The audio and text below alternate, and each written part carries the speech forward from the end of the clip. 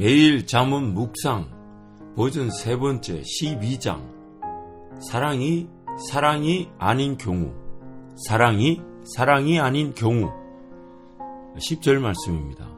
의인은 집 짐승의 생명도 돌보아 주지만 악인은 자비를 베푼다고 하여도 잔인하다. English 스탠다드 버전이라고 그러죠. ESV 영어 버전을 제가 읽어드리면 Whoever is righteous has regard for the life of his beast, but the mercy of the wicked is cruel. 의로운 자들은 짐승의 생명에 대한 것도 보살피려고 하지만 악인들의 자비는 잔인하다.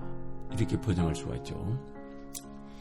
하나님께서 저의 존재적 그리고 저의 삶에서 가장 다듬기를 원하시는 부분이 많았었습니다. 그리고 앞으로도 많겠죠. 아마 하나님의 사람들이라면 모두에게 이런 부분들이 있을 겁니다. 그리고 그 부분들 하나님께서 다듬어 가기를 원하시고 다루어 가기를 원하시는 것은 평생의 과정이자 또한 하나님께서 동행하시는 우리 삶의 동행의 목적일 것입니다. 그래서 천국 가는 그날까지 우리의 성화는 거룩해질 수 있는 것은 영원히 지속될 것입니다. 그래서 날마다 자기를 죽이는 은혜를 누려야 하며 또한 자기를 부인하고 자기 십자가를 지는 것이 평생의 은혜로 누려져야 합니다. 그래서 우리 모두는 다 하나님께서 뭔가 다루기를 원하시는, 그릇으로 치면 깨끗하기를 원하시죠. 물론 그것이 담겨지면서 또 깨끗해지기도 하지만 깨끗해지지 않으면 또 담겨질 수가 없죠. 그래서 하나님 항상 우리에게 뭔가 다루기를 원하시고 또 우리는 그렇게 다루어질 부분들이 너무너무 안타깝게도 평생 가지고 있습니다. 죄에서 다루어져야 되지만 또 하나는 하나님 나라를 보고 또 그 하나님 나라를 믿음으로 살아갈, 믿음에서 믿음으로 이루어지는 부분도 또 다루어져야 될 부분이죠. 발걸음이 다루어져야 되고 마음가짐이 다루어져야 되고 또 그 생각들과 가치관들 또 우리 어떤 습관이나 오락이나 유행 문화 이런 부분들은 계속해서 나쁜 것은 좋은 것으로 바뀌어야 되고 좋은 것은 더 좋은 것으로 다루어질 수 있는 기회가 되는 것이죠. 하나님께서 제 개인적으로 저에게 가장 원하셨고 또 지금도 원하시고 계신 부분들, 다루어져야 될 부분들, 아마 지금 이 내용을 듣고 계신 분들 중 눈치채신 분들도 있을 것입니다. 그리고 오늘 제가 읽은 10절 말씀을 들으면서 깊이 묵상하기로 정한 본문의 내용이 아마 그런 눈치를 챌 수 있도록 이렇게 증거가 되기, 뭐라고 해죠? 말이 잘 안 되네. 이게 제 얘기를 하려니까 이게 참. 어쨌든 눈치를 채신 분들이 있을 것인데, 뭘까요?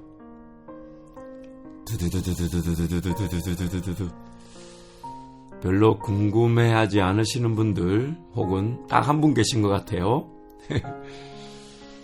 하나님 저에게 정말 다루지기를 원하셨고 지금도 다루어가 계신 부분은 사랑하려는 마음이 없지 않은데 제 기준과 방식에 따라 사랑하려고 함으로써 사랑받는 사람은 전혀 사랑으로 느끼지 못하는 것.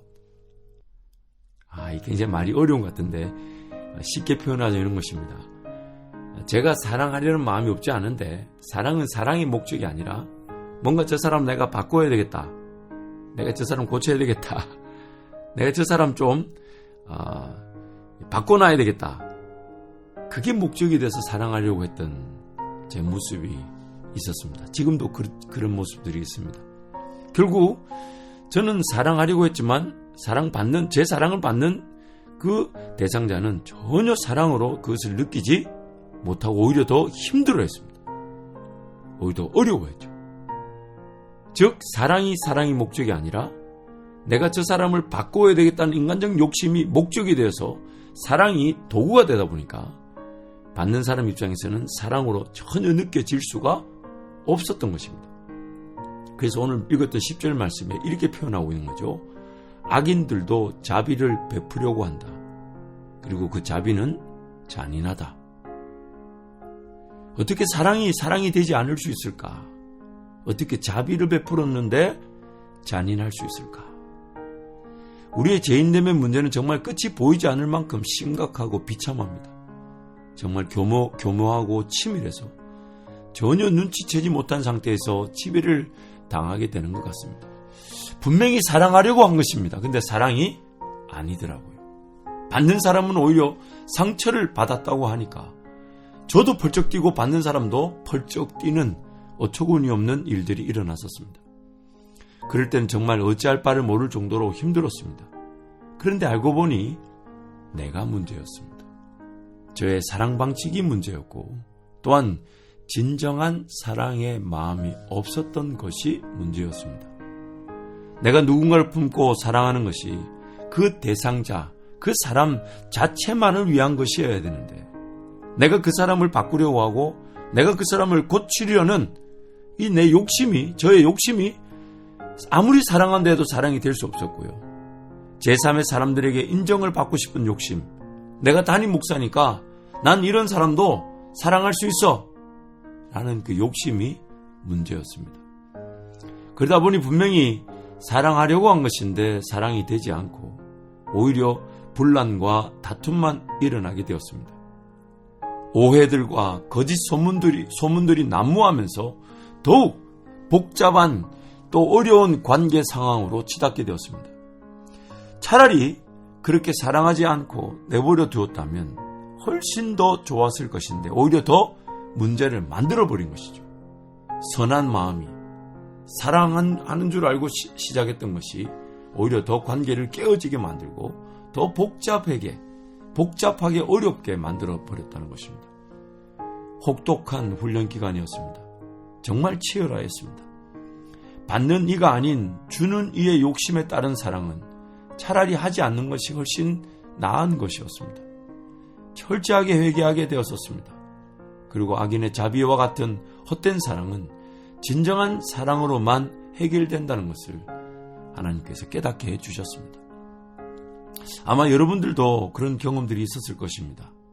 자기 유익을 위해 다른 사람을 이용하려고 하면서 사랑한다라는 거짓 포장을 이용한 경우, 사랑해야 함을 알기에 어쩔 수 없이 사랑하려고 하다 보니 받는 사람이 불편함을 느끼는 경우, 진심을 다해 사랑하려고 했지만 하나님의 방식이 아닌 인간적 방식으로 인해 사랑이 되지 못한 경우, 돈은 돈대로 쓰고 마음은 마음대로 썼지만 전혀 뜻밖의 사랑이 되지 못한 경우들이 있었죠. 사랑해야 한다고 확신하고 사랑하려고 했지만 기어이 너는 틀렸고 내가 옳아, 나 자신의 옳음을 관철하기 위한 잘못된 사랑의 경우,